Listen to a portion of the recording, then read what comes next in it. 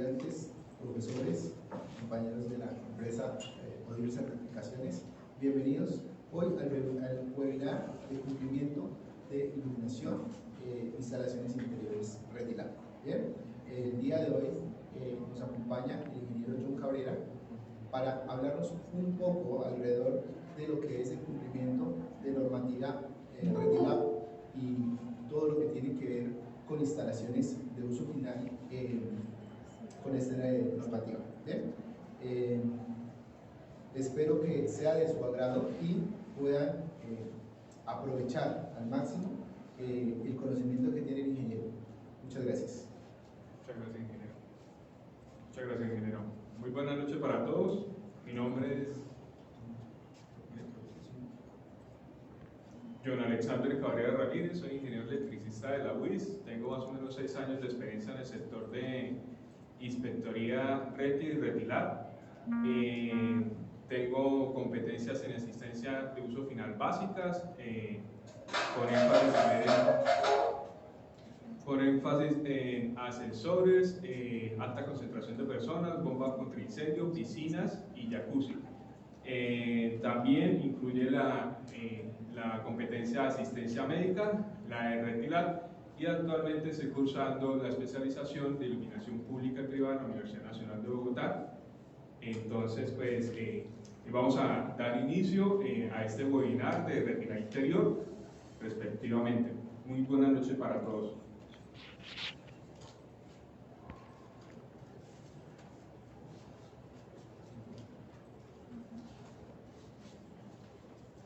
Bueno, el tema de Retilab de iluminación interior. Vamos a iniciar con un tema muy particular. Voy a dar el contenido respectivamente. No compartió. No compartió.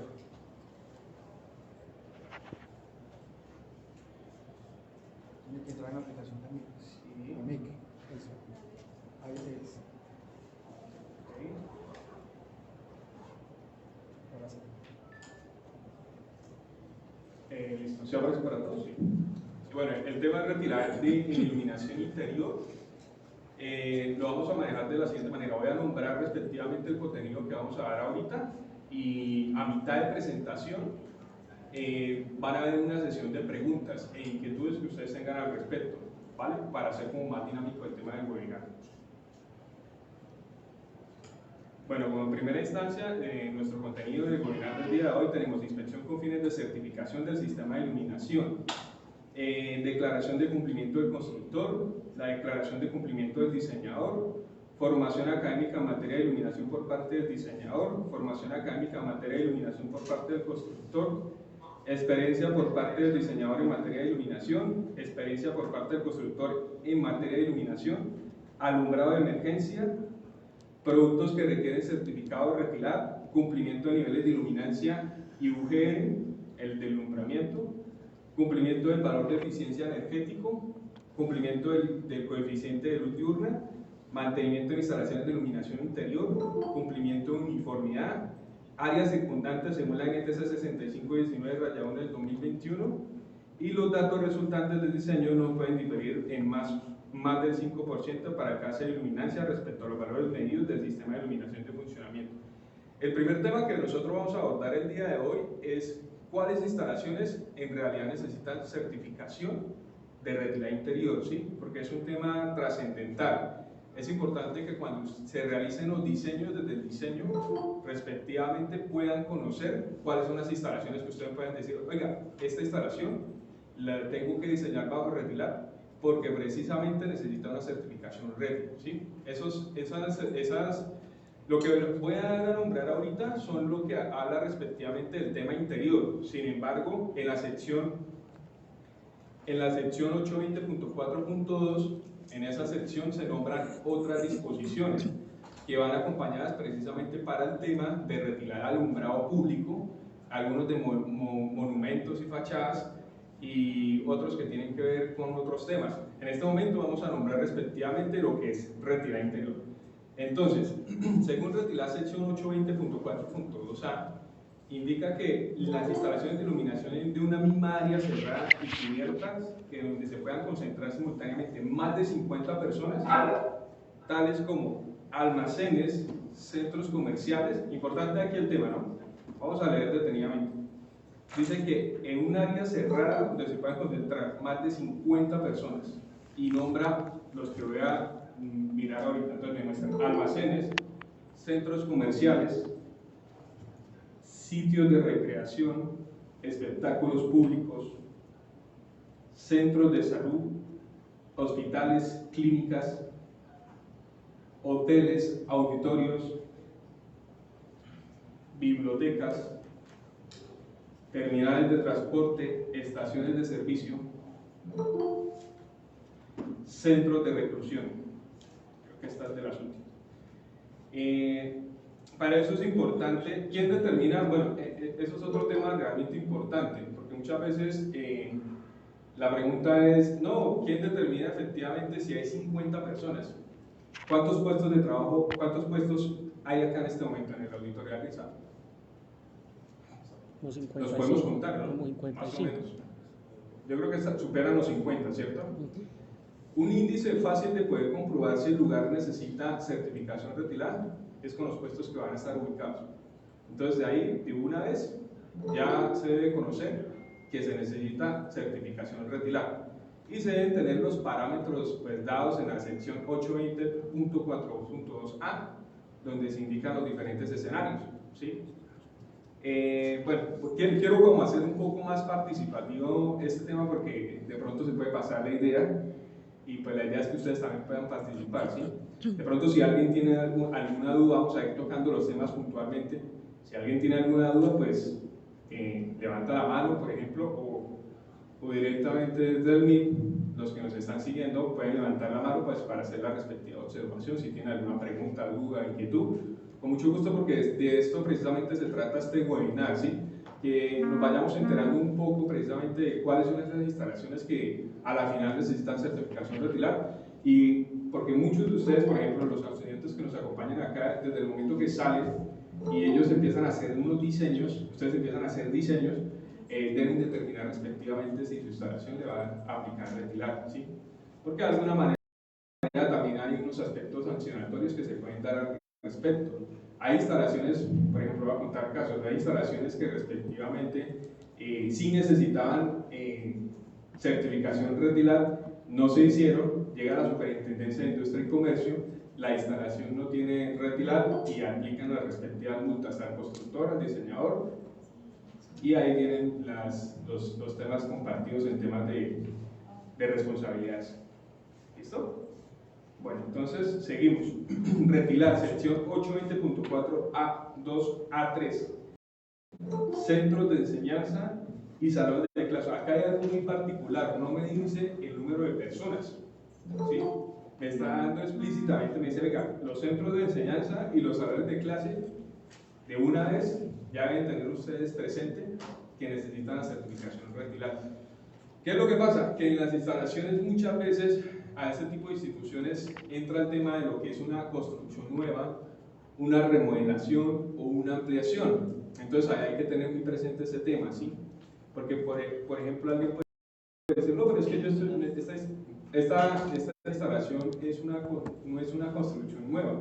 Pero mire que aquí no nos está diciendo, oigan, nos está diciendo, si usted, un salón de clase necesita la certificación retilar, ¿sí? Y ahí respectivamente los salones retilar. Bueno, el otro tema son los laboratorios. Bueno, vamos a mirar este tema que también me parece interesante. Los sitios de esparcimiento tales como bares, discotecas, casinos donde se van a concentrar. Ahí vuelve otra vez el tema. Pero me hace énfasis es a los bares, discotecas y casinos. Dicen, más de 50 personas deben certificar plenamente los sistemas de alumbrado de emergencia, así como las condiciones de seguridad de las instalaciones de iluminación. O sea, no solamente me está diciendo que hay que certificar el sitio, sino también hay que certificar la iluminación de emergencia, ¿sí? Que eso es algo realmente importante que vamos a abordar más adelante. Pero entonces, en esta sección, respectivamente, para los bares, discotecas y casinos. ¿Listo? Bueno, ya entra el tema de casinos y el tema de lo que les estaba comentando, el tema de la iluminación de emergencia. Edificaciones residenciales o similares objeto de una misma licencia o permiso de construcción donde se puedan concentrar más de 100 personas. Ejemplo, tengo un conjunto residencial, ¿sí? Donde ese conjunto residencial tiene muchísimas torres. Bueno, no hablamos de muchísimas, tiene digamos unas 10 torres. Cada torre tiene alrededor de unos, digamos, 10 pisos, 12 pisos. Y ese conjunto residencial pues tiene precisamente unas zonas sociales, unos salones comunales, ¿sí? Ahí es donde viene la pregunta, ¿dónde se pueden concentrar más de 100 personas? Bueno, esas 100 personas se pueden concentrar en los salones comunales, en las zonas sociales y en las rutas de evacuación, ¿sí? Imagínese usted un edificio de 10 pisos, ¿sí? Que por piso más o menos se tengan unos 6 apartamentos y hagan un promedio más o menos de 2 personas por apartamento, considerando un caso mínimo, ¿sí? Porque tenemos presente que aquí en Colombia en un apartamento pueden vivir hasta 4 o 5 personas, ¿no? Bajo ese orden, en ese edificio hay unas rutas de evacuación. ¿Cuáles serían las rutas de evacuación? En el momento que llegue a haber de pronto un escenario, no sé, de un incendio, ¿qué pasa? ¿La gente va a bajar por el ascensor? No, ¿por dónde va a bajar la gente? Por las escaleras. Entonces, a medida que la gente va saliendo de los apartamentos, se va a ir acumulando en las escaleras, así como lo vemos aquí en esta imagen, ¿sí? Entonces, ahí es donde el diseñador, y no solamente el diseñador, hay gente que determina eso a través de la NFPA 101, especialmente los ingenieros civiles, ¿sí? Se determina la cantidad de personas que van bajando por esas escaleras y que en determinado momento pueden encontrarse 100 personas. ¿Listo? ¿Hay alguna pregunta respecto a ese tema? Sí, una pregunta. Sí. Teniendo en cuenta que esa cantidad está basada en ciertos criterios particulares, ¿quién debería ser el encargado de definir la cantidad? Porque usted mencionaba una NFPA. Sí, repito de nuevo la pregunta. Entonces, teniendo en cuenta que hay un límite que son 100 personas y que el ingeniero electricista, que es el que mayormente está trabajando en la parte de iluminación, sí, no tiene esa competencia para definir los niveles de concentración de personas en un recinto. Entonces, ¿quién debe definir esa cantidad? Porque yo puedo decir, me parece que 99. Entonces, por uno, no tendría que certificar iluminación. O alguien podría decir 101, entonces sí, por 100. Sí. Bueno, miremoslo desde este punto de vista. Cuando se hace, vamos a entrar un poquito, pues, no quería entrar a eso, pero vamos a entrar un poquito de RETI. Cuando entramos a la definición de RETI, respectivamente dice, es alta concentración de personas si es mayor a 50, ¿cierto? Pero adicionalmente, si usted lee más abajo, esa definición de alta concentración de personas dice que hay que considerar la densidad de personas por metro cuadrado, ¿sí?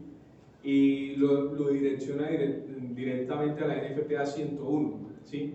En esa NFPA 101 hay una tabla, no recuerdo en este momento el número de la tabla, donde relacionan directamente la cantidad, o sea, eso es una densidad que colocan, ¿sí? Entonces, por ejemplo, colocan consultorios odontológicos, pueden haber tanto, la densidad de personas es de 1.4 metros cuadrados por persona, ¿sí? Entonces, de esa manera muchas veces determinan si es alta concentración de personas o no. Pero respecto a la pregunta de la cantidad de personas, esa responsabilidad es compartida con la persona, con la dirección de obra de la construcción, ¿sí? Porque de alguna manera el diseñador debe indicar si el lugar es alta concentración de personas desde las memorias, ¿sí? Y de ahí se debe partir para indicar, porque esa responsabilidad directamente, esa lo determina el diseñador propiamente. ¿Sí? No sé si quedaría... ¿sí? Listo. Bueno, pasamos a la sección 820.4.2a. Bueno. Bueno, desde el MIT, Héctor Adarme nos pregunta si el índice de ocupación es menor a 100, en el caso de salones comunales también aplica el retirado. No, si es menor a 100, no, ¿sí? Porque miren que la definición dice edificaciones residenciales o similares sujeto a una misma licencia o permiso de construcción donde se puedan concentrar más de 100 personas, o sea, son los espacios en esos lugares donde se pueden concentrar más de 100 personas, ¿sí?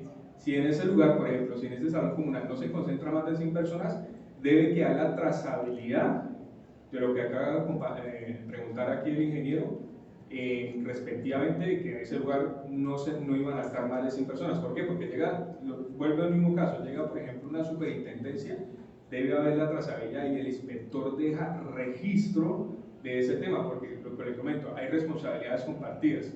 Si el diseñador dice que ahí no van a haber más de 100 personas y yo entro, por ejemplo, voy a inspeccionar la obra y no veo los 100 asientos, pues entonces no hay cómo se pueda demostrar ese tema, ¿sí? Y eso ya pues viene de la buena fe pues, por parte del diseñador, argumentando de que no van a haber 100 personas, cosa contraria que pasaría si yo entrara al salón comunal y encuentro los 100 puestos. Ahí cómo vamos a desmentir el tema, ¿sí?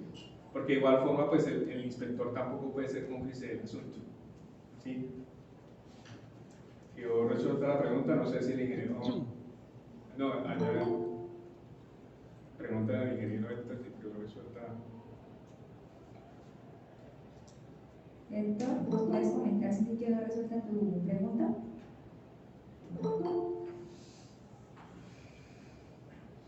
Bueno, mientras Héctor nos responde, por acá hay otra pregunta de Diego Villarreal. Dice, en el caso de un colegio rural, salones pequeños de 40 puestos, pero siendo un colegio con aulas, ¿no aplicaría retirar siendo una zona sensible de iluminación?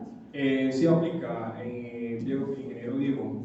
La sección 820.4.2a, raya 3 dice centros de enseñanza de salones de clase y no indica la cantidad de personas, lo habla explícitamente para esas zonas. ¿Vale? Listo. Entonces, continuando con el tema, pues vamos a entrar. Esto lo he visto muy poco, la verdad. Viviendas individuales, la verdad yo nunca he certificado una vivienda individual, y no precisamente porque no se sepa del tema, sino porque no lo están haciendo exigible. Sin embargo, el artículo y la norma, el RETILA, lo exigen. Dice viviendas individuales con áreas construidas mayores de 500 metros cuadrados. O sea, las viviendas individuales con mayores de 500 metros cuadrados les aplica, así como sus respectivos comercios, los respectivos comercios. ¿Sí? Bueno, seguimos. Bueno, esta es como para el tema del comercio. Bueno, RETILA sección 820.4.2a8.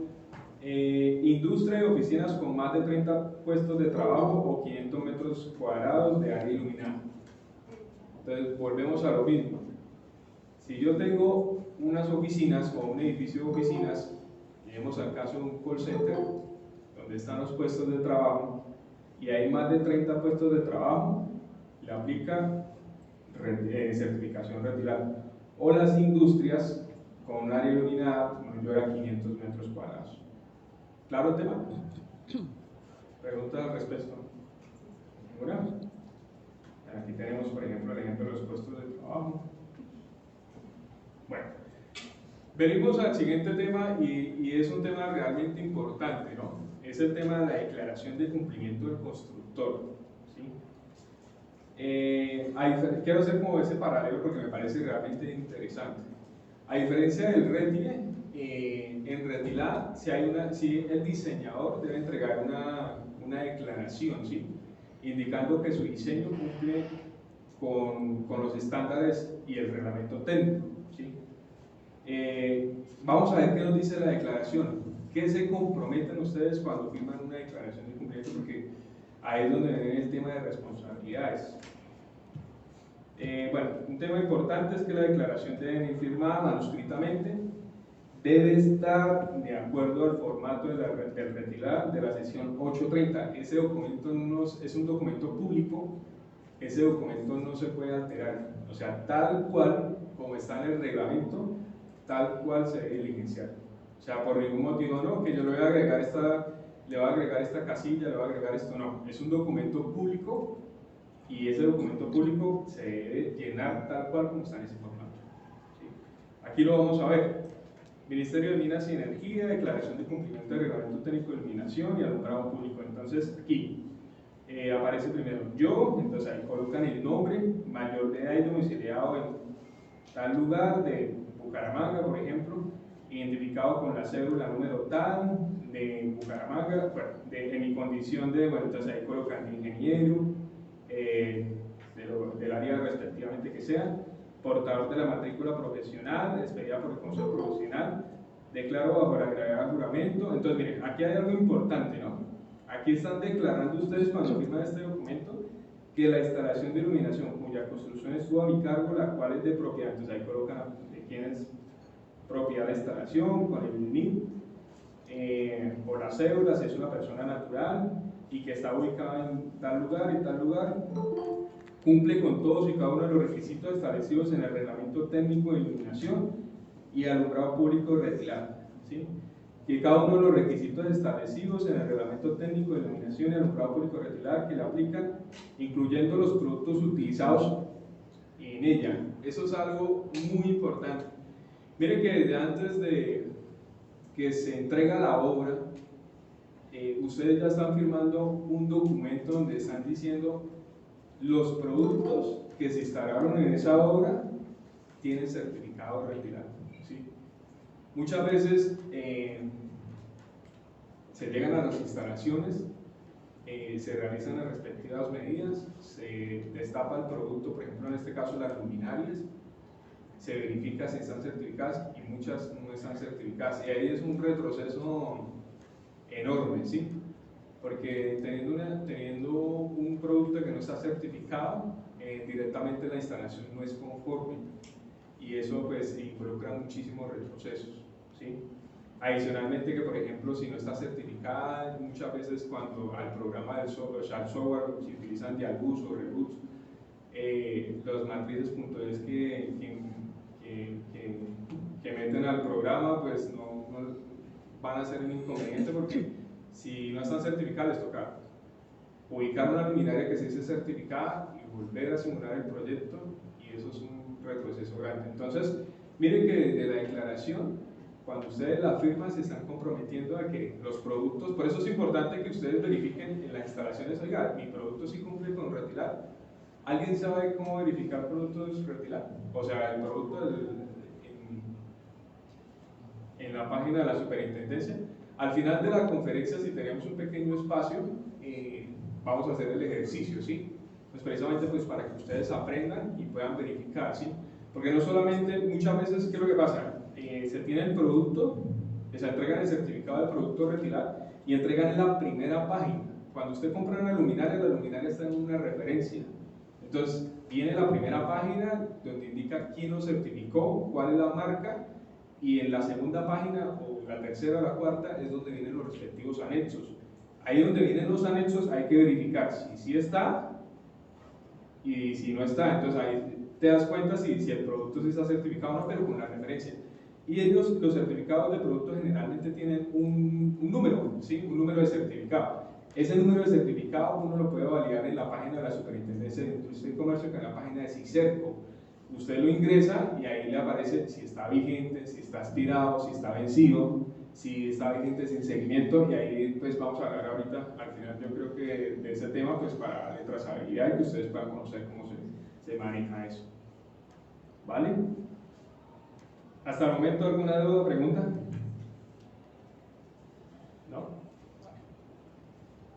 Bueno, como les comentaba anteriormente, a diferencia del RETIE, pues el diseñador debe entregar esta declaración que miramos anteriormente, es la declaración para el constructor, ¿sí? Pero recordemos lo que les estaba comentando, que a diferencia del RETIE, no se tiene para el diseñador. Creo que el nuevo RETIE que vaya a salir indica que debe haber declaración para el diseñador.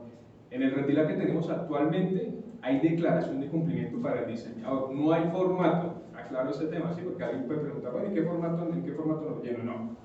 Lo que indica, por ejemplo, en la sección 110.3 del RETILA es que la persona responsable del diseño de un sistema de iluminación deberá entregar un documento en el cual manifieste que el diseño cumple con los requisitos aplicables del RETILA y además deberá contener su nombre, su firma, así como su matrícula profesional, ¿vale? O sea, el diseñador, quien realice el respectivo diseño, debe entregar una declaración del RETILA, o sea, de su diseño como tal. Bueno, además de que venir firmada manuscritamente, ¿no? Estos dos documentos, muchas veces cometemos el error, como cometen el error es de enviarlos en firma digital, ¿sí? Acá le aparece firma, aquí en esta zona, los entregan con firma digital, no, tiene que ser con firma manuscrita. Entonces sería el documento de la declaración de cumplimiento del constructor y la del diseñador, ¿vale?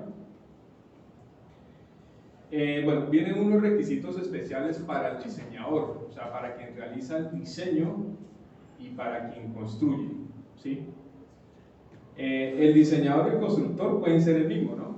Aclaro esa situación, o sea, ejemplo, yo puedo diseñar y construir una instalación, ¿sí? Teniendo la respectiva competencia, bajo la ley 51. Aquí nos habla, por ejemplo, formación académica en materia de iluminación por parte del diseñador. Entonces, vuelvo a lo mismo. La persona responsable del diseño de un sistema de iluminación deberá entregar el documento que ya lo hablamos. Venimos aquí al punto. Esta persona deberá tener la formación académica en materia de iluminación. Aclaro este tema. Alguna vez preguntamos al Ministerio de Minas y Energía qué tipo de formación debe tener el diseñador o el constructor, o sea, es decir, si debe tener un diplomado, una especialización. La verdad, el RETILAC en este momento no lo habla, ¿sí? Lo habla es para el tema de los inspectores, el tema del diplomado, de los 120 horas para el tema interior. Pero para el diseñador no habla que tenga que tener un diplomado ni una especialización, pero sí de que debe tener una formación académica en materia de iluminación, ¿sí? Y una formación académica formal, ¿sí? No de temas informales. Entonces, eso es una invitación también a que pues ustedes se vayan preparando en esos temas de iluminación, porque en el momento que vayan a realizar sus diseños o ustedes vayan a construir, pues la verdad se van a ver enfrentados al tema de que deben contar con esta formación académica, ¿listo? Y además de que pues aquí estamos hablando del diseñador, vamos a hablar por ejemplo de la formación académica en materia de iluminación por parte del constructor. Entonces el constructor, hablamos primero del diseñador, ahora el constructor también debe tener formación académica, eso lo habla la siguiente sección, 110.4. Dice, toda instalación de iluminación construida, remodelada o ampliada durante la vigencia del RETILAC requiere la declaración de conformidad con este reglamento. Dicha declaración debe ser suscrita por la persona calificada responsable de la construcción del sistema de iluminación, la cual deberá tener formación académica en materia de iluminación. O sea, puede decir, juega lo mismo. Si el diseñador necesita formación, el constructor también necesita formación en materia de iluminación. ¿Listo? Ahora vamos a hablar del tema de la experiencia, ¿sí? Vayámonos al último que está subrayado. Sí. Para el nuevo RETILAC, ¿van a aplicar una especialización o van a seguir con la formación? El mismo borrador que han iniciado, que habían indicado inicialmente, no sé ahorita cómo irá ese tema, alcanza a ver, por ejemplo, el tema de los inspectores necesitan especialización, ¿sí? En el tema de los interventores también. En el tema de los diseñadores y constructores, si no estoy mal, se les va a seguir el tema del diplomado de las 120 horas, ¿sí? Eso está en borrador, o sea, no es nada oficial y fue el primer borrador que sacaron en su momento para hacer la consulta a todo el gremio de la electrotecnia, ¿sí? ¿Qué debe decir exactamente el título del diplomado, de especialización, maestría, lo que sea, con referente a iluminación? Si bien cualquier profesional que se forme en el área de ingeniería eléctrica y después hables de una maestría en ingeniería, hables de una especialización específica, ¿qué debe decir para decir que cumple de alguna manera?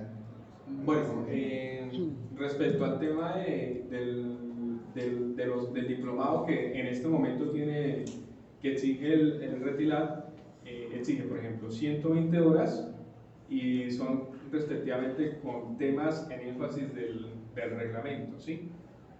En lo que alcancé, vuelvo y comento, o sea, no es nada oficial, parece ser que en el mes de febrero tendríamos actualización del RETILAC, parece ser, no es nada confirmado, eso es es un rumor, ¿sí? En ese orden de ideas, por ejemplo, van a exigir el tema del diplomado. Ese tema del diplomado va a ir con énfasis en el RETILAB, ¿sí? En el tema de la especialización, sí hay unos parámetros muy marcados, ¿sí? Que orientan a cierta cantidad de horas, por ejemplo, de escenarios deportivos, de alumbrado público, de túneles, de iluminación interior y exterior, ¿sí? Entonces van muy marcados a esa trazabilidad. Buenas noches. Una pregunta directamente, o sea, yo como tecnólogo puedo diseñar un proyecto y pasarlo y queda certificado, es válido como tal. Como tecnólogo, formación académica en temas de iluminación.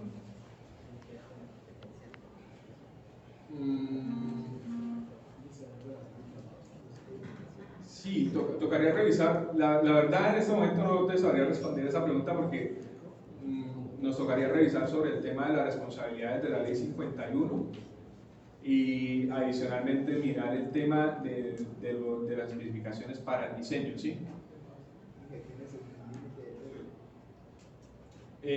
Sí. ¿Su merced está en tecnólogo en qué? En electricidad industrial. Tocaría mirar, por ejemplo, el tema de lo que hace referencia a su pensum y a lo que va asociado a lo que pueden realizar, ¿sí? Porque, por ejemplo, hay unas disposiciones respectivamente dadas, o sea, hay unos alcances dados, por ejemplo, para los ingenieros electromecánicos, para los ingenieros electricistas, electrónicos, y hay que mirar pues, ese tema. En este momento no te podría dar esa respuesta, pero me comprometo a ayudarte a mirar ese tema, ¿vale? Sin embargo, pues voy a dar avance a lo del tema 8, me se crea... Sí. Y pues, digamos que hasta la carga instalada, de acuerdo al RETI en la sección 10.1, el diseño simplificado lo puede hacer un tecnólogo, ¿verdad? Si usted va a aumentar el valor de la carga mayor a esos 15 kVA, realmente no puedes firmar el RETI. Y eso pues te limita directamente a poder firmar RETILAB. Cuando hablamos de sistemas de RETILAB, la carga es un poco mayor a los 15 kVA, es decir, que deberías hacer diseño detallado y en ese orden estarías limitado por la carga y quien te limita entonces es el RETI. Sí, ahí hay una sincronización, sí, es verdad. Eso sería igual cuando pasa uno los proyectos por detrás de la electrificadora. Uno como tecnólogo no lo limitan la carga. O sea, si llega a 30 kVA no puede ser, tendría que ser ingeniero.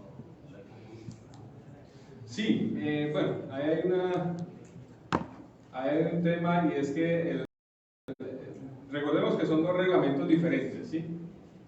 Pero hay que mirar ese tema con más detalle. De hecho, yo me comprometo a realizar una consulta pues, para que ustedes tengan respuesta de ese tema, ¿sí? La verdad, le voy a ser sincero, nunca he visto el caso de que un tecnólogo realice un diseño de iluminación, ¿sí? Generalmente, pues, inclusive hay arquitectos porque ese panorama se abre y los arquitectos también realizan diseños de iluminación.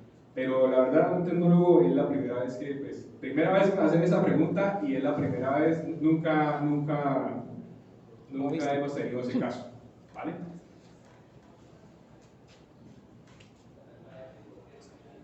Bueno, entonces como les estaba hablando, el tema de experiencia en materias de iluminación por parte del constructor, el constructor debe cumplir con una experiencia certificable o un certificado de competencia profesional en materia de iluminación. Ahí volvemos a entrar otra vez al tema de materia de iluminación. Y lo mismo pues pasa para el diseñador, ¿no? O sea, tanto el diseñador como el constructor deben cumplir respectivamente con una experiencia certificable. Bueno, vamos a pasar a otro tema, no sé si hay preguntas ahí, ¿no? Instalaciones que requieren de alumbrado de emergencia. ¿Cuáles son las instalaciones que requieren de alumbrado de emergencia? Eso es algo realmente importante. Sección 470, rayados A. Los edificios de más de 5 pisos o edificios en que en cualquier hora de la noche concentren más de 100 personas. Esos edificios requieren iluminación de emergencia. Todo recinto cuya ocupación sea mayor a 100 personas aplica a recintos con ocupación en horas de la noche o que el recinto y su vía de evacuación al lugar seguro carezca de iluminación natural. Recorridos de rutas de evacuación desde los orígenes de la evacuación hasta el espacio exterior seguro, siempre que estos sean cerrados con muy bajos aportes de iluminación natural o se requiera en horas de la noche. Aquí voy a hacer un paréntesis y ¿cuál es el paréntesis? Antes de que se pueda ir una inspección y eso parte del diseño, ¿no? El diseñador debe saber cuáles son las rutas de evacuación, ¿sí? Y eso se debe sincronizar y debe estar totalmente articulado con el ingeniero encargado de la seguridad del lugar o de la construcción, ¿sí? Ellos son los que le indican cuáles son las rutas. Y esas rutas deben cumplir con unos parámetros establecidos precisamente para el tema de niveles de iluminación y ubicación de luminarias. Seguimos: parqueaderos cerrados o cubiertos cuya superficie construida sean más de... Buenas noches. ¿Esas rutas de evacuación tienen que ser con letreros iluminados o las típicas cintas de franjas de iluminación que... No te escuché lo que dijiste al inicio. Esas líneas de iluminación de salida de emergencia, ¿tienen que ser con letreros iluminados o deben ser con las cintas, digamos las conocidas telecine o conocidas de cintas de recorrido del fuego? Bueno, ya vamos para allá, ¿sí? Porque precisamente, ¿qué es lo que indica la norma? La norma dice que deben haber iluminación autónoma, entonces esas con baterías, entonces eso es lo que hablamos. Por ejemplo, aquí tenemos una, ¿sí? Que son las más llamadas Mickey Mouse. Esas son las luminarias de emergencia, entonces indica de unas luminarias de emergencia. Y indica también de unos avisos, ¿sí? Pero esas cintas no, se deben cumplir con unas características propias, o sea, esas luminarias vienen certificadas a 1 hora o más, y como requisito mínimo está a 1 hora. Y hay unas ubicaciones propias que se dan a esos recorridos de evacuación, a esas rutas de evacuación. Ya lo vamos a ver ahorita, ¿vale? Sí. Bueno, acá pregunta Diego Villarreal, con respecto a iluminación de emergencia en escenarios abiertos, ¿es necesaria? Y por otro lado, dice, normalmente no se entrega ruta de evacuación, uno asume las vías de evacuación, ¿es viable o se debe exigir la ruta? Eso parte desde el diseño. ¿Qué es lo que pasa? Que una mal ruta trazada no me va a garantizar que las personas puedan evacuar correctamente del lugar si no está iluminado con las respectivas luminarias de emergencia, o sea, con su sistema de emergencia en realidad, ¿sí? Eso entonces, en exteriores, o sea, en exteriores no se necesita, ¿sí? Porque, por ejemplo, si yo estoy en un espacio exterior, pues ya estoy afuera, ¿sí? Por ejemplo, si llega a suceder un terremoto, pues en este momento, ¿qué es lo que hacemos? Lo primero que miramos es la puerta, ¿cierto? Y ahorita vamos a mirar en qué puntos se deben y cuáles son los niveles de iluminancia que se deben marcar respectivamente para esas rutas. Entonces, por ejemplo, si llega a haber no sé, un terremoto o algo así, lo primero que vamos a mirar es la puerta, ¿sí? Y debe haber una ruta trazable con iluminación de emergencia que me ayude a evacuar, porque la idea siempre es estar en el exterior. Si yo ya estoy en el exterior, pues no necesito de iluminación de emergencia. ¿Listo? Bueno, entonces estamos hablando de parqueaderos cerrados o cubiertos cuya superficie construida sea las 100 personas, incluidos los pasillos, escaleras, los 100 metros cuadrados que conduzcan al exterior hasta las zonas generales del edificio. Zonas de baños en edificios de uso público. Ahí lo veo textual, en zonas de baños de edificios públicos debe haber iluminación de emergencia. ¿Sí? Lugares en los que se ubican tableros de distribución o accionamiento de la instalación de alumbrado. Ojo, acá este tema es realmente importante.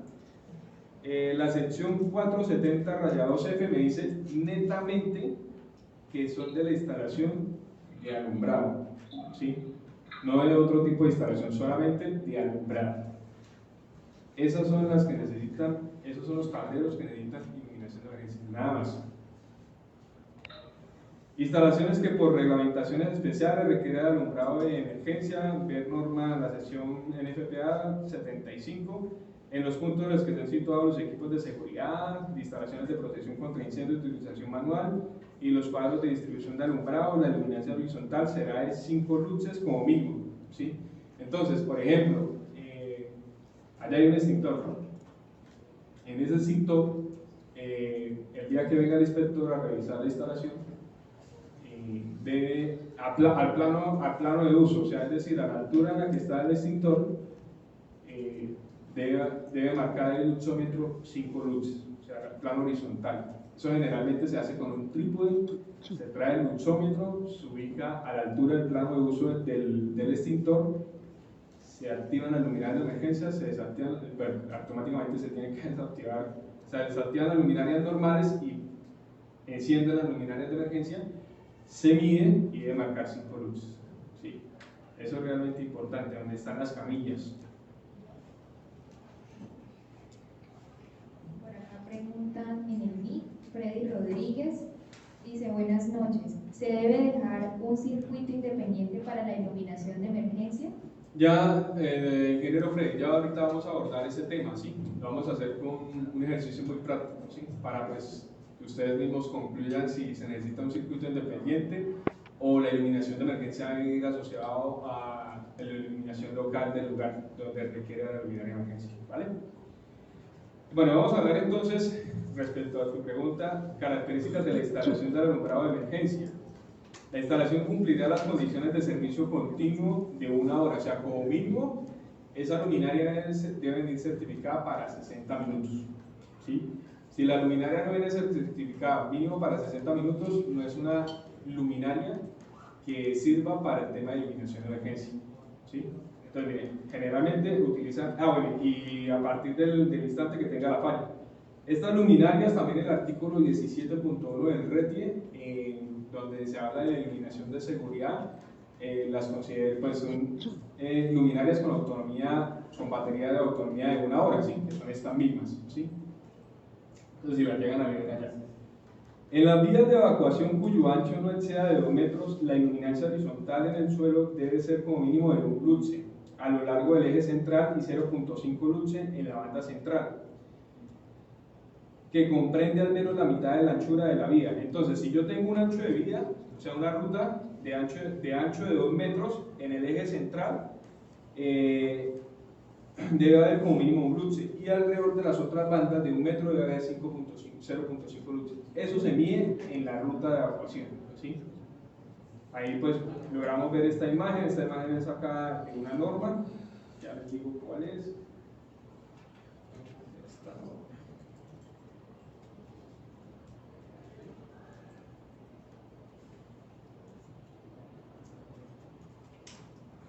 Es de una NTC. Espérenme aquí un momento.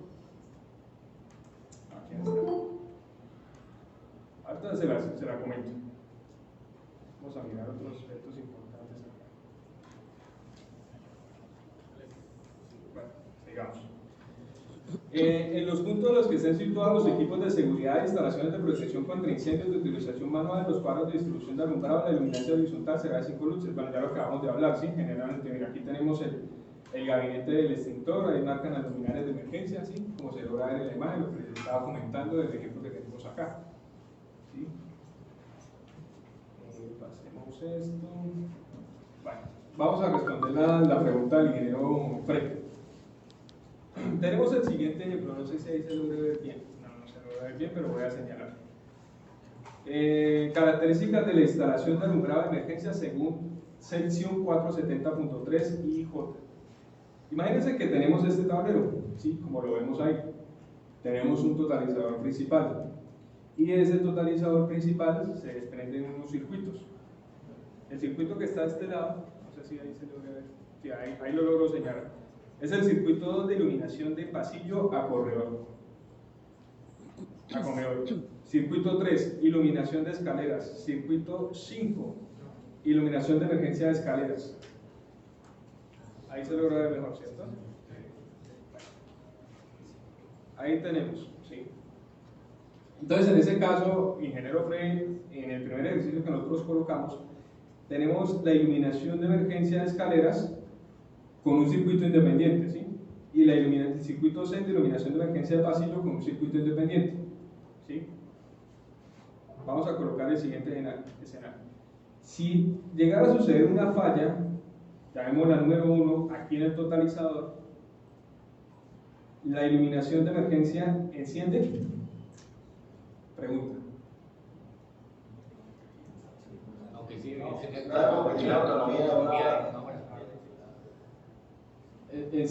pero ¿por qué enciende? ¿Por qué enciende? Si se llega... O sea, vuelvo y comento el siguiente ejercicio. Tengo totalizador, sucedió una falla y se disparó. Automáticamente, ¿la iluminación de emergencia enciende, sí o no? Sí. Listo. En ese orden de ideas, enciende, perfecto. En el caso de que la falla 1 no exista, no hubo falla 1, o sea, el totalizador no se disparó, pero se generan las fallas número 2, 3 y 4 que corresponden a los circuitos 1, 2 y 3. Vamos a mirar. La falla número 2 y 3 y 4. Entonces vamos a ubicar en la falla número 2. Entonces se disparó este de acá, se disparó este de acá y se disparó este de acá. O sea, la 3 y 4 hubieron fallas. ¿La iluminación de emergencia funcionó? ¿Encendió? ¿Lo que escuchan? Sí. Sí, pero no habría encendido ellas. ¿Es eficaz colocarlo independientemente? Sí. ¿Es eficaz? O sea, ¿es óptimo? ¿Sí o no?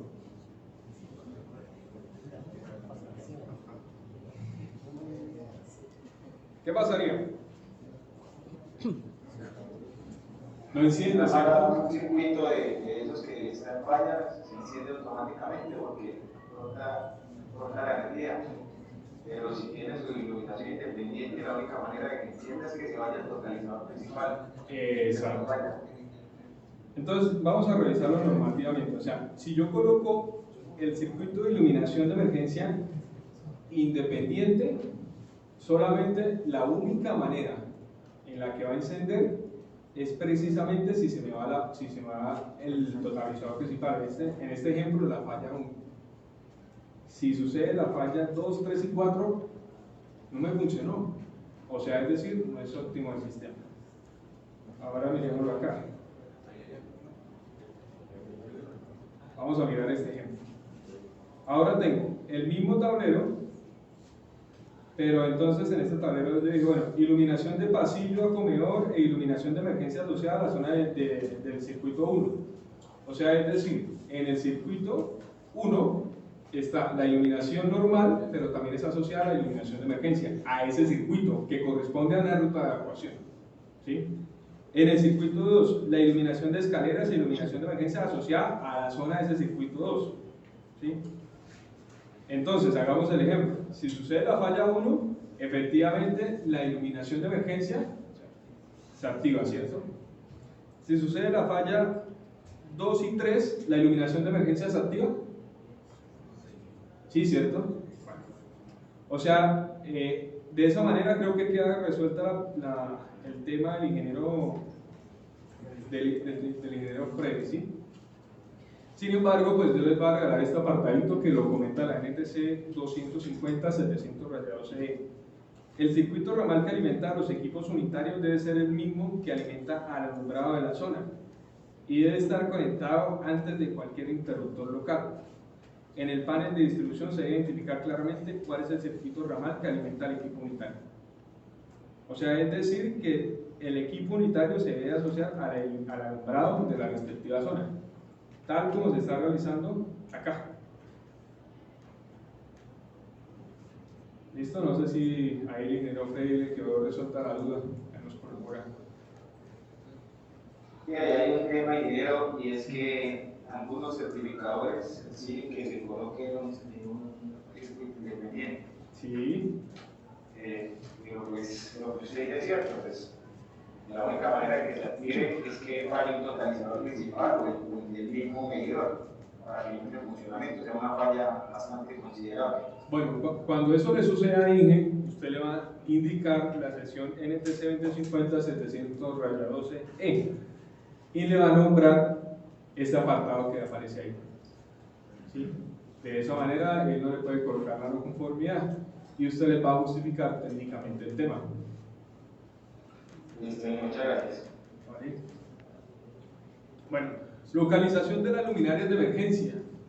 El Redilá en la sección 470.4 da unas indicaciones. Él precisamente dice, oiga, las luminarias deben ir ubicadas con ciertas características en ciertos lugares.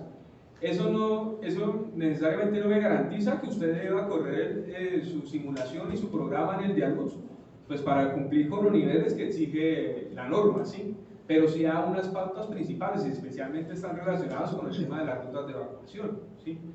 Un ejemplo importante, se deben situar por lo menos a 2 metros por encima del nivel del suelo, o sea, ninguna luminaria puede estar por debajo de 2 metros. Y eso es un tema realmente importante. Usted va, por ejemplo, a los edificios y hay edificios donde las luminarias no están ubicadas a menos de 2 metros, ¿sí? Entonces es un tema que se debe tratar de dejar claro porque esa es una de las cosas que revisa la superintendencia cuando va a hacer hallazgos y revisiones de los edificios. Entonces debe estar muy trazable el respectivo tema, ¿listo? Eso para que nunca se les olvide, a menos de 2 metros no pueden estar las luminarias de emergencia.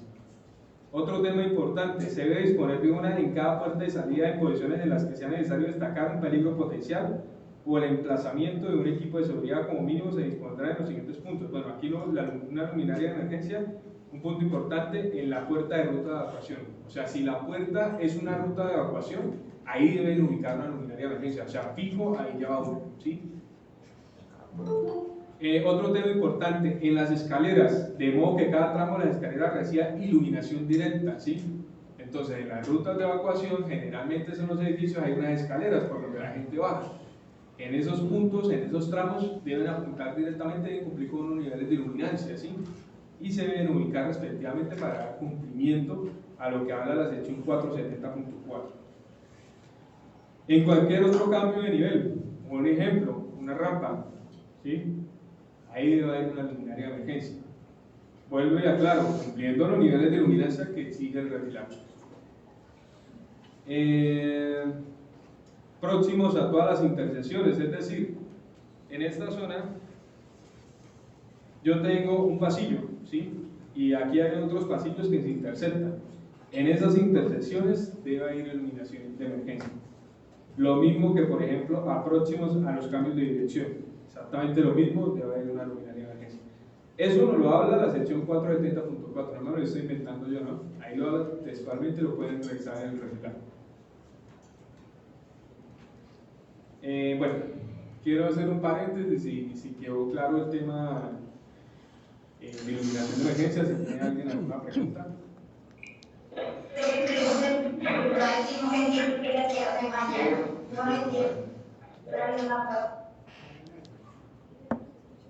Es que no logramos escuchar bien, no sé si existe la posibilidad de que nos puedas escribir y de esa manera nosotros podamos responder tu pregunta. Bueno, vamos a seguir y ahorita hacemos un paréntesis para responder tu pregunta, ¿vale?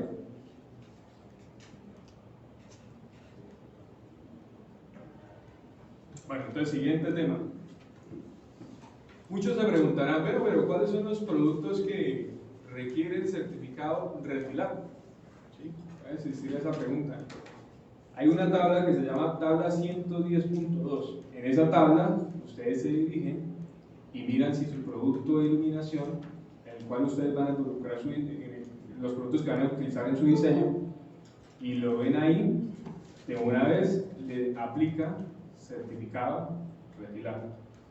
Y ahorita pues al final vamos a tratar de hacer un ejemplo, lo que pasa es que nos tocaría hacerlo en el PC y para poderles enseñar cómo ustedes puedan verificar si un producto está vigente, si no está vigente, ¿vale? Bueno, este es un tema realmente importante, lo quise traer a acotación, porque esto es como una de las pequeñas excepciones que tiene la norma, pero son para instalaciones de ambientes especiales. O sea, podemos hablar de ambientes de áreas clasificadas, ¿sí? Vamos a leer lo que dice. Los equipos e instalaciones de alumbrado en áreas o ambientes especiales y equipos especiales deben cumplir con las condiciones de acuerdo a la clasificación de su lugar de instalación, conforme a las secciones 500 a 505. y demás que les aplique el Código Eléctrico Colombiano, o sea, la NTC 2050, la cual hace parte integral del Reglamento Técnico de Instalaciones Eléctricas RT, cuyo objeto principal es la seguridad y por tal razón dichos equipos e instalaciones deben certificarse bajo los parámetros de dicho reglamento y no de qué. O sea, es decir, ese tipo de luminarias que son para áreas clasificadas deben cumplir con qué. Vale, duro, no es de miedo. Con el RETI, con la NTC. Generalmente me nombran las secciones 500 a 505 de la NTC 2050. Y ahí deja claro, y no es retirable, ¿sí? Porque ustedes no van a encontrar un certificado que les entreguen y les digan, oiga, si el inspector les llega a decir, no, es que necesito el certificado retilar de la luminaria del área clasificada, ustedes les muestran este artículo, ¿sí? Porque ahí claramente lo deja explícito. Disculpe, ¿y qué es un área clasificada? Un área clasificada es precisamente donde hay ambientes explosivos, ¿sí? O sea, por ejemplo, hablamos de petroleras, estaciones de servicio, destileras, donde realizan, por ejemplo, pinturas de carros, ¿sí? De esas que están bien conformaditas. En esos lugares, por ejemplo, como se utilizan materiales que son explosivos, con una pequeña fuente de emisión, que en este momento pues sería el caso de las chispas eléctricas que se pueden producir, pues eso generaría una explosión. Entonces hay unos requerimientos especiales que se deben cumplir para las áreas clasificadas, que generalmente son las zonas petroleras, estaciones de servicio. ¿Vale? Las herrerías también y las minas. Sí, exacto, las minas, sí, señor. Bueno, por otro lado aquí pregunta Germán Enrique, ¿un proyecto que solo incluya un poste requiere certificación retilar? No, y eso ya hace parte de iluminación de alumbrado exterior o full, ¿sí? Que podría entrar como alumbrado. Generalmente para este tipo de instalaciones son mayores cuando se tienen luminarias, una instalación de luminarias de más de 25, ¿sí? Que ese tipo de luminarias, ese tipo de proyectos los clasifican en A, B y C, ¿sí? Para el tema del alumbrado full. Pero ese es otro tema aparte, en este momento estamos en el tema del interior. ¿Listo? Pregunta Juan Tavares, ¿la señalización o letreros de salida de emergencia debe estar iluminada también? Esas señalizaciones son reflectivas, ¿sí? No necesitan de iluminación. Deben estar iluminadas son las rutas de evacuación. Generalmente esas luminarias deben apuntar hacia el piso, ¿sí?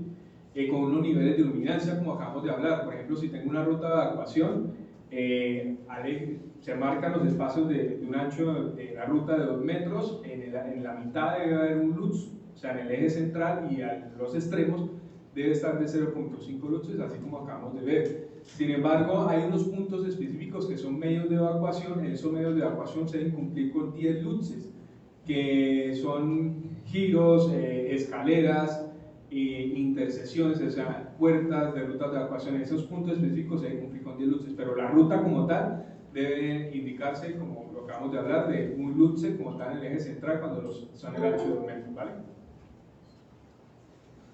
¿Listo? ¿Seguimos? Bueno, objetivos de cumplimiento en iluminación interior.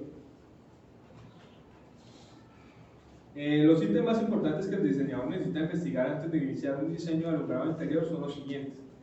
Conocer con detalle las actividades asociadas con cada espacio. Y esto es un problema gravísimo. O sea, no solamente cuando se entrega un diseño es entregar la fotometría, ¿sí? Ah, no, yo ya hice mi diseño, entregar la fotometría. No, hay que entregar unas memorias descriptivas, ¿sí?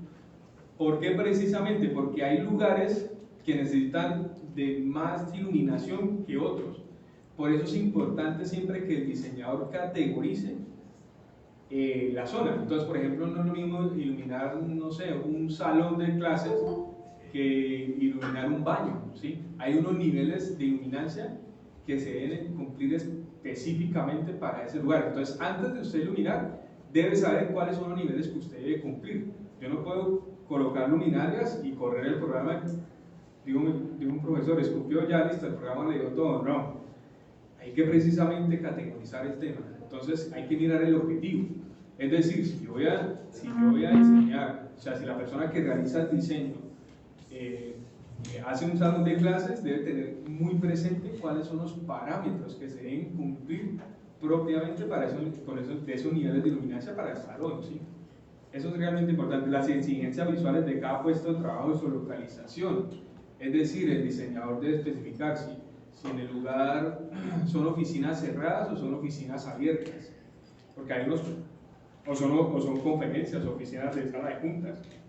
Hay unas condiciones específicas y muy diferentes para esas oficinas, para esos puestos de trabajo, ¿sí? Entonces, ahí se entra un poco más a detalle porque hay cosas puntuales que habrá que retirar, y esas cosas puntuales que habrá que retirar, el inspector las evalúa. Entonces, si el inspector llega a evidenciar puestos de trabajo, el inspector va y evalúa puestos de trabajo, ¿sí? ¿Qué son puestos de trabajo? Como lo acabamos de ver. Vamos aquí un momentico para hacer como más... para que me puedan entender el tema.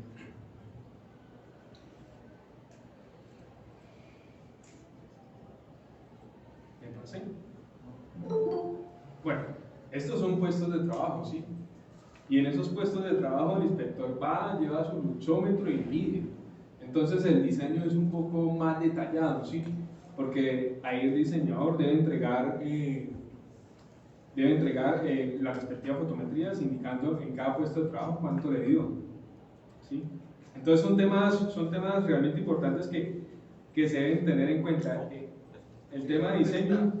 Al momento de pronto, si el diseñador, al momento de hacer el diseño, valga la redundancia, lo hizo, fue, digamos, para unas oficinas, como en este caso, y pongámosle que a los 2 años ya no se apliquen esas oficinas, sino cambiaron, que alquilaron, arrendaron el lugar, ¿tocaría volver a hacer otra certificación? ¿O ya quedaría certificado así? ¿O de pronto en el momento de que vuelvan a hacer una visita, le pondrían algún problema a, digamos, si ya no es una oficina, sino pusieron un mini mercado o algo así, le pondrían algún problema por no cumplir con esas normas, si ya está certificado por un... Sí, lo que le entiendo es lo siguiente: fue certificado para ciertas condiciones, pero ese lugar lo alquilaron a otra persona y esa persona cambió las condiciones. Efectivamente se tiene que volver a certificar, ¿sí? Pero entonces ahí vendrían a aplicarse los cambios necesarios para que sí, claro. Eso sucede muy comúnmente en los centros comerciales, ¿sí?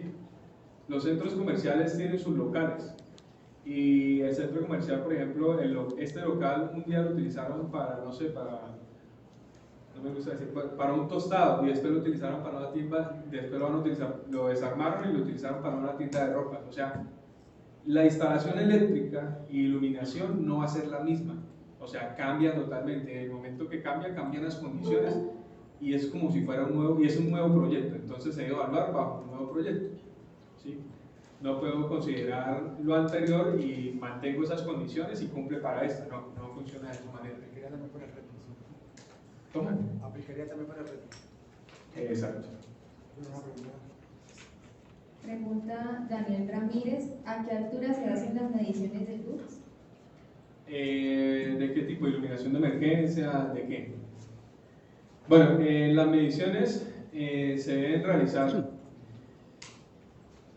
de la siguiente manera.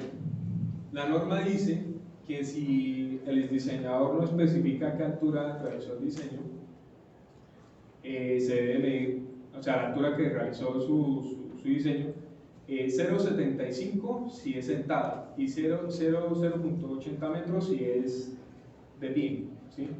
O sea, si la persona va a trabajar sentada, se mira a 0,75, o si va a trabajar de pie, se mira a 0,8. Entonces, por ejemplo, depende del uso de aplicación.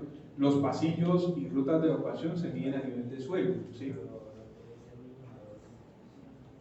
¿Cómo?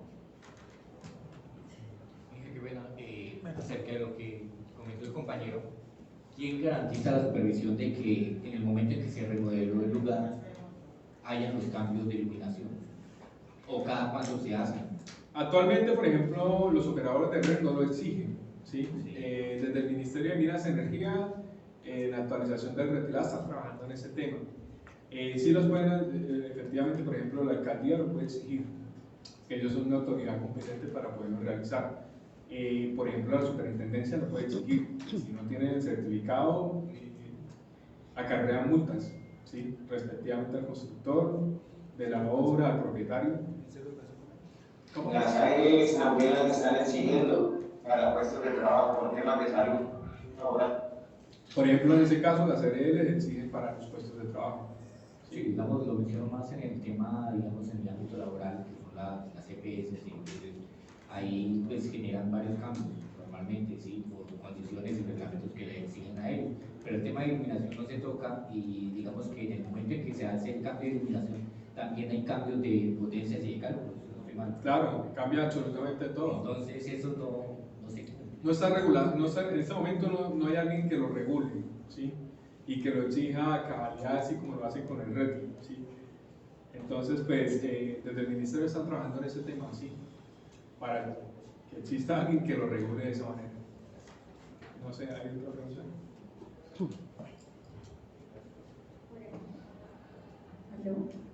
Por aquí preguntan, ¿existe una tabla para que nos guíe qué lúmenes se necesitan en diferentes áreas de trabajo? Sí, niveles de luminancia. En realidad no son números porque los números hablamos del flujo luminoso de la luminaria. Sí, ya vamos para allá, vamos a mirar los niveles de luminancia que respectivamente se deben cumplir para las diferentes zonas. Y cuando ustedes no encuentran eso, pues entonces hay otras normas que relacionan precisamente esos sitios, ¿sí? Porque, por ejemplo, alguien me preguntaba, no, en una iglesia, en la iglesia, por ejemplo, en la tabla 410.1 del retirada no me lo nombra y no lo asocia, pero hay otras normas respectivamente que sí lo asocian y el retirado lo avala de esa manera. Entonces sería interesante pues ustedes anotaran las normas y pudieran visualizarlas para que puedan encontrar cuáles son los objetos de niveles de iluminancia que ustedes deben cumplir para su diseño. ¿Sí? Vamos a seguir mirando esto y ya vamos avanzando y ahora hacemos una sesión de preguntas para poder avanzar. Las condiciones de reflexión de la superficie, los niveles de iluminancia de uniformidad requeridas, la disponibilidad de la iluminación natural, el control del deslumbramiento, los requerimientos especiales de las propiedades de las luminarias por el tipo de aplicación, propiedades de las fuentes iluminarias tales como el índice de reproducción del color, la temperatura del color, el tamaño y forma de la fuente luminosa de la luminaria, que son características propias de la luminaria. ¿Vale? Bueno, respecto a la pregunta que me estaban haciendo, la sección 410.1 me indica los niveles de iluminación o iluminancias, ahí quedó mal escrito, iluminancias y distribución de iluminancias y UGR. El valor medio de iluminancia relacionado con la citada tabla debe considerarse como el objetivo de diseño y por lo tanto esta será la referencia para la medición en la recepción del proyecto de iluminación. Importante esto, en ningún momento durante la vida útil del proyecto la iluminancia promedio podrá ser superior al valor máximo o inferior al valor mínimo establecido en la tabla 410.1. En la misma tabla se encuentran los valores máximos permitidos para el tema del deslumbramiento, o sea, lo que nosotros conocemos como el UGR. Entonces, por ejemplo, en esta tabla que nosotros tenemos acá, que logramos visualizar, aquí me arrojan los niveles de iluminancia mínimo, medio y máximo. Pero recuerden ustedes que el nivel del objetivo del diseño es el valor medio. O sea, ustedes deben diseñar es con el objetivo. ¿Cuál es el objetivo? El valor medio. Entonces, por ejemplo, voy a nombrar algunas. Dice áreas generales de edificaciones, áreas de circulación. Entonces, por ejemplo, las áreas de circulación deben tener como mínimo 50 luces y como máximo 150, pero un nivel medio de 100 luces. Talleres de ensamble, procesos químicos, fábricas de confecciones, industria eléctrica, industria alimenticia, fundición, trabajo en vidrio y cerámica, trabajo de hierro y acero, industrias de cuero, taller de mecánica de ajuste, talleres de pintura y casetas de rociado, fábricas de papel, trabajos de impresión y cuadernización de libros, industria textil, oficinas. Entonces ahí lo que les he comentado, por ejemplo hay varios tipos de oficinas, oficinas de tipo general, mecanografía y computación, oficinas abiertas de dibujo y salas de conferencia, centros de atención médica. Entonces aquí me nombran las diferentes zonas, ¿sí? Almacenes, colegios y centros educativos, y aquí es donde viene el tema. O sea, la tabla se acabó ahí. O sea, podemos encontrar un lugar que no está en esa tabla, ¿sí? no nombran túneles ni... No, porque eso son secciones diferentes del red plan. En este momento estamos en el interior, eso es un tema totalmente aparte. Nota, para lugares no contemplados en la citada tabla de lo que les estaba hablando, se deberán aplicar valores establecidos en la norma referenciada, o sea, en la que está ahí, o la norma IESDA. Generalmente estos valores que aparecen acá fueron tomados de la UNE en 12464-1 del 2003. Esa norma ya no está vigente, o sea, está anulada. Actualmente la que está vigente es la UNE 12464-1 del 2022. ¿Sí?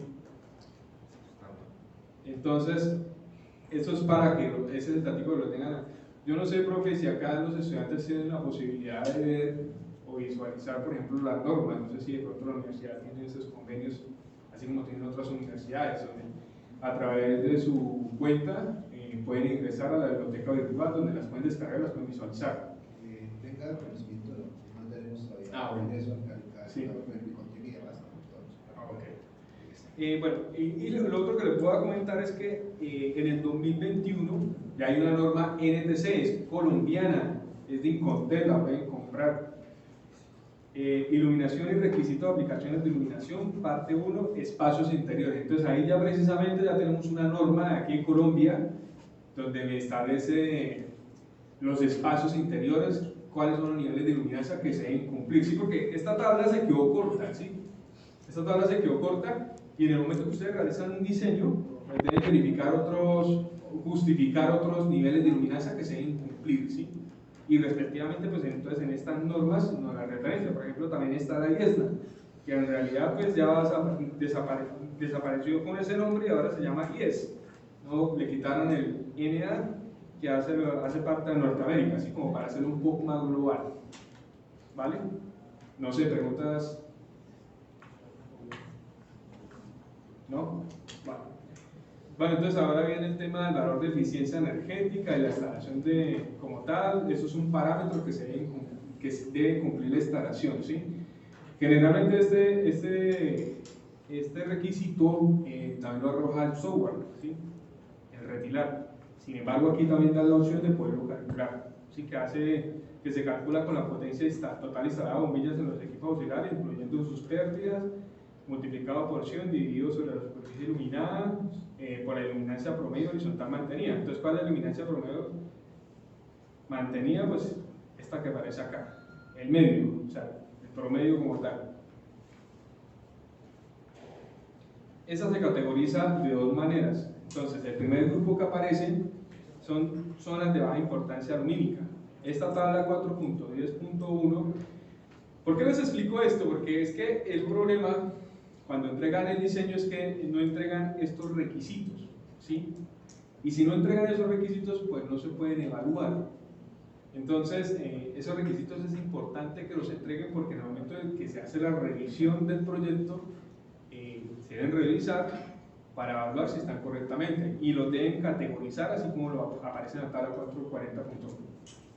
¿Sí? ¿Por aquí hay una pregunta? Bueno, pregunta Germán Enrique, ¿cómo se homologa un diseño si se usa una norma que no lo indica el refinado? Eso es un tema realmente importante, ¿sí? Pues en este momento el retilano no lo asocia de esa manera, pero entonces lo que sí puede hacer el diseñador es lo siguiente, por aquí más adelante lo dice.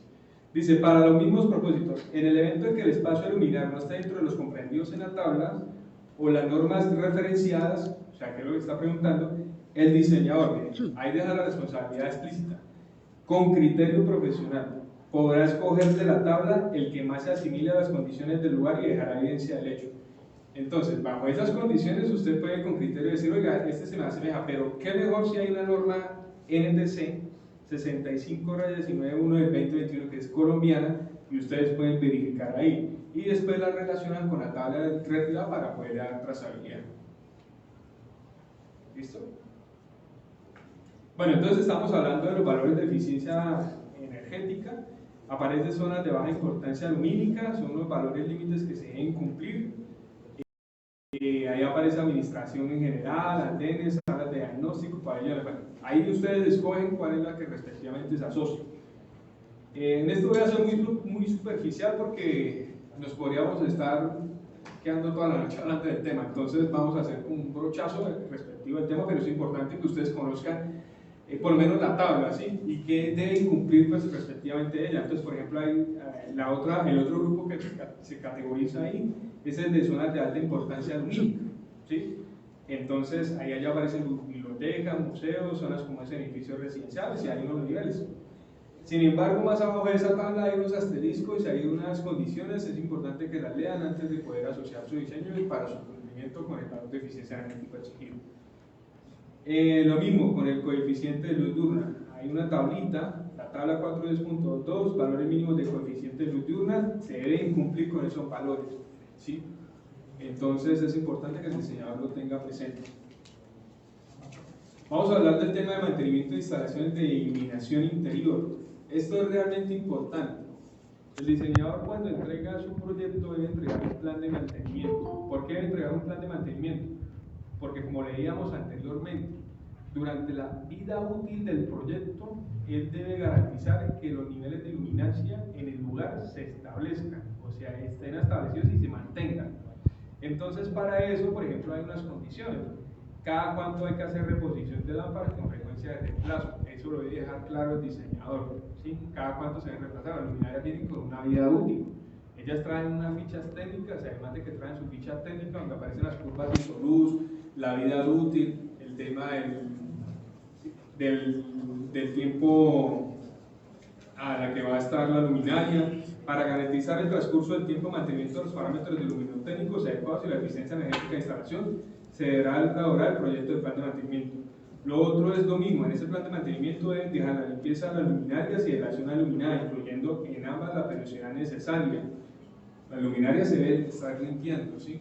Deben haber unos periodos en los cuales el diseñador debe dejar establecido, porque, vuelvo y repito, los niveles del lugar se deben mantener. Y hay unos apartes como tal en la sección 490.3 de mantenimiento, donde dice periodo de limpieza de las ventanas, periodo de limpieza de los techos, periodo de limpieza de las luminarias, periodo de reemplazo de las bombillas, periodo de limpieza y mantenimiento del techo y paredes de piso.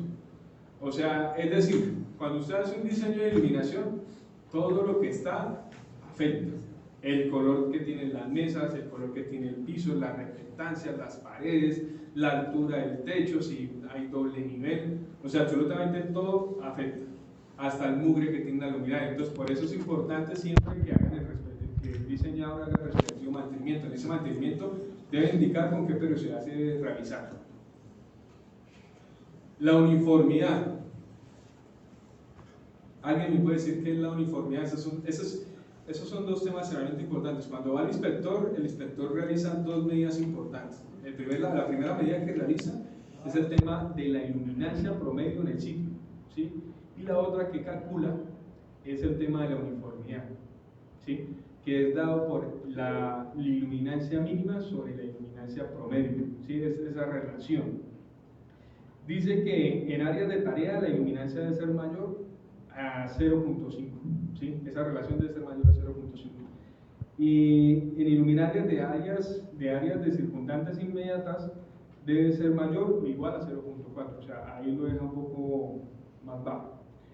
Sin embargo, vuelvo y les comento, estas normas, de pronto para que las revisen, ¿sí? En el nuevo retilado del borrador, lo que alcancé a ver va muy referenciado con esta norma, ¿sí? La NTC 6519/1-2021. O sea, vamos a tener una transición fuerte con esa norma técnica colombiana que tenemos en este momento. Entonces, como recomendación, ir leyéndola, ¿sí? Porque el retilado va a realizar un salto fuerte con esa norma. Y esa norma NTC pues relaciona estas UNES, o sea, van muy trazables, porque pues entenderán que pues para generar el tema de la NTC 2050 toman unas normas internacionales, las reúnen y miran los criterios adaptables aquí a Colombia y realizan la NTC, que es la colombiana. Bueno, entonces seguimos acá.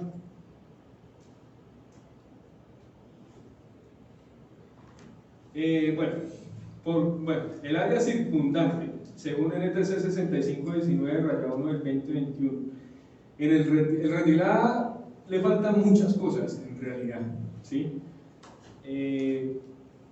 Esta norma NTC, que es colombiana, ya nos define qué es el área circundante, porque usted va a buscar área circundante en el REPIL actual y no hay idea respecto al tema, o sea, no hay una definición dada. Por ejemplo, aquí ya no la da. El área circundante, por ejemplo, el área circundante mediante banda de ancho de al menos de 0.5 metros alrededor del área de la tarea visual. Es decir, si yo tengo un puesto de trabajo, ¿cuál sería la iluminación de la tarea visual en el puesto de trabajo, ¿cierto? Si yo tengo el puesto de trabajo, la iluminación de la tarea visual sería en el puesto de trabajo. Alrededor, usted forma una banda de 0.5 metros de ese puesto de trabajo y esa sería su área circundante. Y ya el nuevo retilar, con su respectivo borrador, en lo que alcanza a ver, que vuelvo y le repito, está muy referenciado con la NTC 6519/1 del 2021, ya definen niveles de área circundante establecidos para esos puestos de trabajo. El retilar lo deja muy abierto, que es lo que vemos acá. Por ejemplo, si yo tengo una iluminancia mayor o igual a 750 luces, el área circundante debe ser de 500. En este caso, por ejemplo, para las diferentes zonas ya viene muy bien explicado. Entonces, eso lo deben tener presente porque inclusive también el de luz lo muestra, ¿sí? Hay una parte de la opción cuando usted realiza el diseño que ahí aparece tarea visual.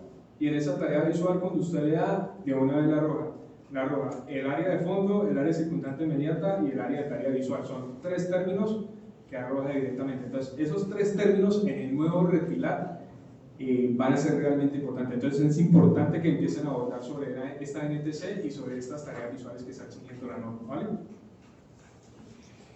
Bueno, por último, vamos a mirar un tema que causa dolor de cabeza, y es precisamente porque a veces no realizamos, inicialmente se realiza un diseño, ¿sí? y no se mide inmediatamente, ¿sí? No calculan un buen factor de mantenimiento y no explican su factor de mantenimiento en las memorias, y va y se mide, digamos, a los 2 años, cuando muchas veces las luminarias tienen polvo, ya hay depreciación en el flujo de la luminaria, y entonces usted va a medir el diseño, el proyecto, y no va a concordar con lo que está en el diseño. Uno de los parámetros fundamentales que exige la norma y que revisan los inspectores es que los datos resultantes del diseño no pueden diferir en más del 5% para el caso de iluminancia y el 10% para el caso de iluminancia. Bueno, en este caso estamos hablando de iluminancia. Luminancia es cuando, por ejemplo, logramos medir vidas en I1, ¿sí? Y eso ya son candelas por metro cuadrado. Respecto a los valores medidos del sistema de iluminación de funcionamiento, entonces cuando va el inspector, él realiza su medición y él saca unos cálculos, y en esos cálculos no debe variar en la simulación por más o menos 5%, ¿sí? Los niveles de iluminancia. Bueno, no sé si tienen preguntas. Nuestra capacitación no, webinar llega hasta acá. No sé si hay inquietudes y de pronto desean preguntar. Cuando se hace la de uso final, por ejemplo en una vivienda, debería tener en cuenta también lo del alumbrado. ¿Qué tipo de alumbrado? O sea, ¿el alumbrado de emergencia? Sí, en una residencia. No, si supera los mayores, si la vivienda es mayor a 500 metros cuadrados, sí, se debe certificar. Sí, por ejemplo, en el condominio de Toque. Sí. Sí, si la vivienda, miren, aquí está, lo miramos.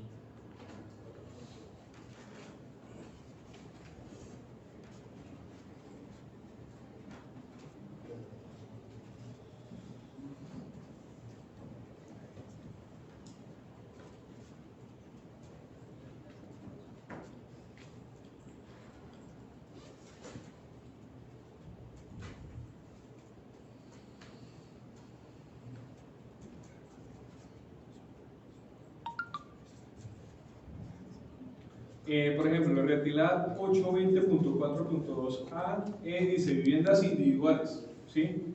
Y comercios de áreas construidas mayores a 500 metros cuadrados, es decir, su vivienda tiene mayor es mayor de 500 metros cuadrados, necesita certificación. Retirada. ¿Y aplicaría también lo de emergencia? Sí, ahí aplicaría también lo de emergencia, sobre todo si el tablero tiene alumbrado, entonces en ese tablero de alumbrado, de escaleras, sí, que hablamos anteriormente. ¿Preguntas?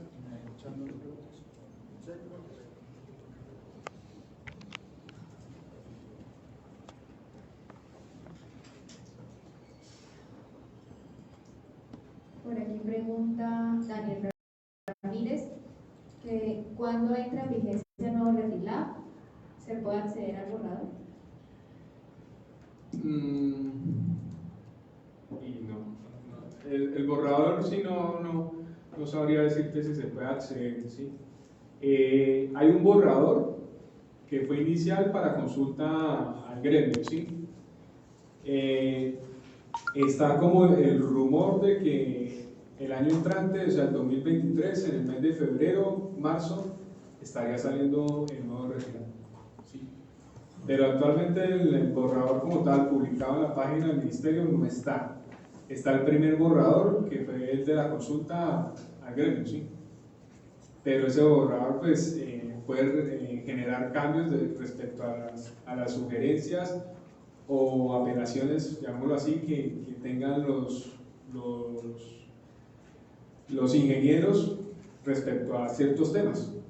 Entonces no es un borrador definitivo, sino es como una primera versión, llamémoslo así.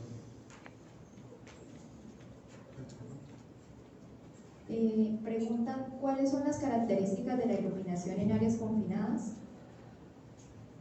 En áreas confinadas. ¿A qué llamamos áreas confinadas? ¿A qué se refiere? Sí, ¿llaman a áreas clasificadas? No nos dicen, pueden esperar a ver si nos responden. Áreas confinadas serían encerradas totalmente con una sola salida. Un tanque. Que puede carecer inclusive oxígeno. No, yo lo asociaría, bueno, se podría, no sé, asociar donde están los reclusos, sí. No sé si se podría asociar de esa manera, sí. ¿A tanques? ¿Es una referencia a tanques o a bodegas? Confinados son tanques. No, primero no nos habla, o sea, primero la norma no nos habla de que debemos certificar esos sitios, ¿sí? Aplicaría más de pronto como a sótanos. Podría relacionarse, sí, a sótanos. Si se relacionara a sótanos, hay unas condiciones especiales que probablemente habla de la 410.1. Pero bueno, eso ya son cosas puntuales que de pronto nos tocaría revisar la norma para dar esos datos. ¿No? Buenas noches. Buenas noches. Una pregunta, ¿cuándo el operador de red pide el RETILAB? Actualmente no lo está pidiendo. En un momento, por ejemplo, el operador de Bogotá lo estuvo pidiendo. Hay operadores que tengo conocimiento, por ejemplo, el de Boyacá, que sí lo piden, ¿sí? Para instalaciones que requieren RETILAB, ellos piden el RETILAB para poder hacer efectiva su energía final, ¿sí?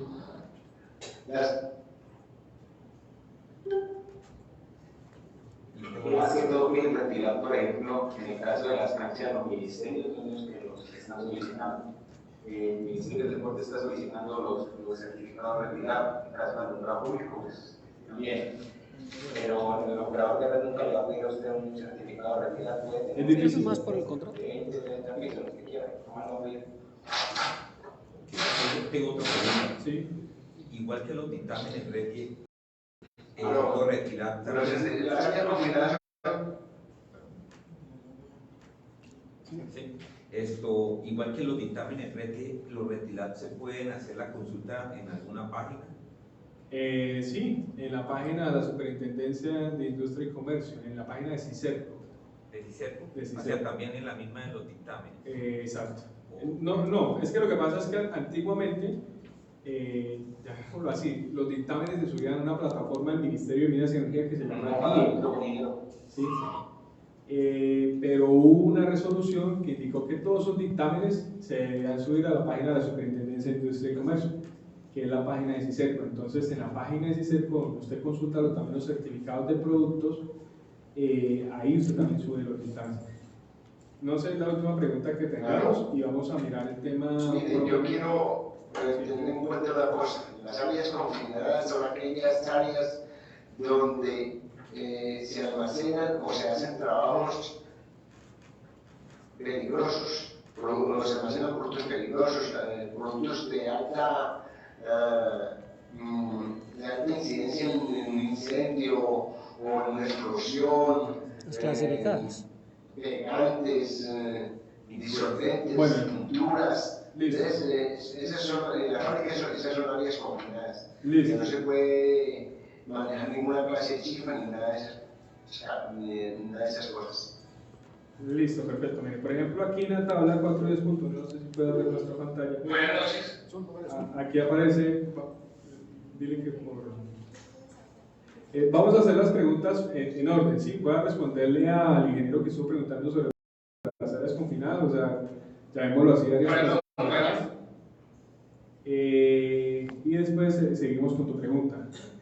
Bueno, entonces, por ejemplo, acá hay unas relaciones. Por ejemplo, acá me habla de procesos químicos. Entonces, por ejemplo, procesos químicos automatizados, plantas de producción que requieren intervención ocupacional, áreas generales en el interior de fábricas, cuartos de control, industria farmacéutica.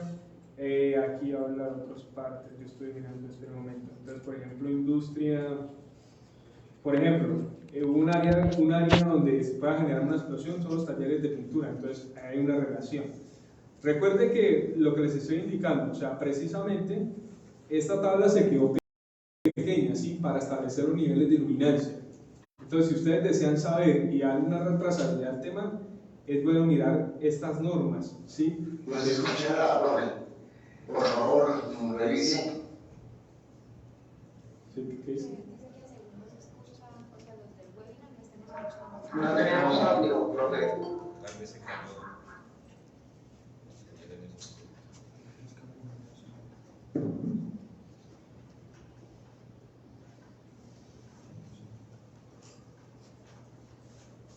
Sí, ahora sí. Pero aquí sí veo la presentación, sí está proyectando. ¿Ya? ¿Ahora sí me escuchan? Bueno, respecto al tema de áreas confinadas, vuelvo a repetir. Por ejemplo, aquí encontramos algunas, donde realizan, por ejemplo, procesos químicos. Ahí encontramos unas, donde tenemos, por ejemplo, talleres de pintura, ¿sí? Pero textualmente para esas áreas yo les recomiendo seguir estas normas y estas normas darle trazabilidad de acuerdo a lo que nos está indicando el RETILAB. Dice precisamente que en el evento de que el espacio de iluminar no estén dentro de los comprendidos en la tabla o la norma referenciada es el diseñador. Entonces aquí habla el diseñador. Con criterio profesional podrá escoger de la tabla el que más se asimile a las condiciones del lugar y dejará evidencia del hecho. Entonces, para darle una trazabilidad y para ser más contundente con el tema, es importante poder revisar las normas que están asociadas ahí en la presente diapositiva, ¿sí? Y que después ustedes las pueden asociar con la tabla 4.3.1. No sé si quedaría resuelta la pregunta. ¿Hay otra pregunta? ¿Sí? Respondamos.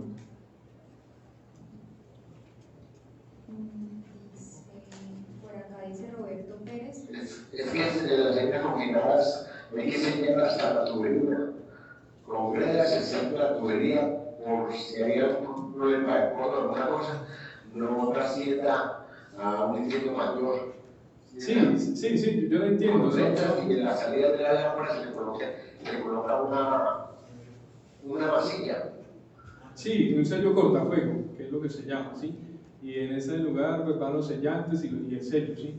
Esos son áreas clasificadas, entonces como les estoy indicando respecto al tema, o sea, en esa tabla que habla del retilar se quedó corta, sin embargo habla de algunas, entonces en ese caso lo que usted puede hacer es que el diseñador con criterio profesional puede asociar alguna de las que aparece ahí para poderla relacionar, pero para que sea más congruente con el tema y darle más sustento normativo, lo ideal es si logra ver mi diapositiva, es relacionar y buscar en esas normas que aparece ahí el valor que más se le acerque a su zona de área confinada, porque podemos tener áreas confinadas con diferentes características, ¿sí? Y de acuerdo a las características que tengamos, entonces se debe seleccionar para poder darle trazabilidad al nivel de iluminancia.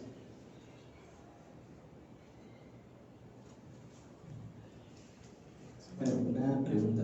Normalmente, acá en la institución le enseñamos a los estudiantes a trabajar el software de luz para pues, trabajo de diseño, iluminación interior, exterior y demás. También es buena para hacer tienes áreas porque debe de ser una lámpara anti-explosión. ¿Sí? O sea que son lámparas totalmente herméticas y gas. Sí, y esas luminarias deben cumplir necesariamente con las secciones 500 a 505, ¿sí? Y no con las disposiciones del RETILAC, ¿sí? Para el cumplimiento del certificado de la luminaria, ¿sí? Porque son áreas clasificadas, ¿sí? Áreas de ambientes explosivos.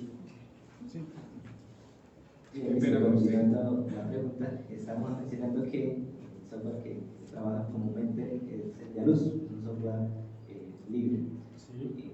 El software, primero, la primera pregunta, ¿el software es válido a la luz de los requisitos que establece el RETILAC para utilizarlo en los diseños? Y segunda pregunta, ¿qué otro software de pronto ustedes podrían recomendar para los estudiantes que puedan empezar y que sirva en un futuro profesional para que puedan utilizarlo en sus diseños de iluminación? Bueno, el de luz es el que comúnmente se utiliza, ¿sí? Es un software universal con ese diseñado. Sin embargo, hay otro software, por ejemplo, el Relux. Yo no lo he utilizado, hay gente que lo utiliza y le va muy bien. Es de realizar las respectivas capacitaciones y utilizarlo, ¿sí? Pero el software de luz funciona perfectamente, ¿sí?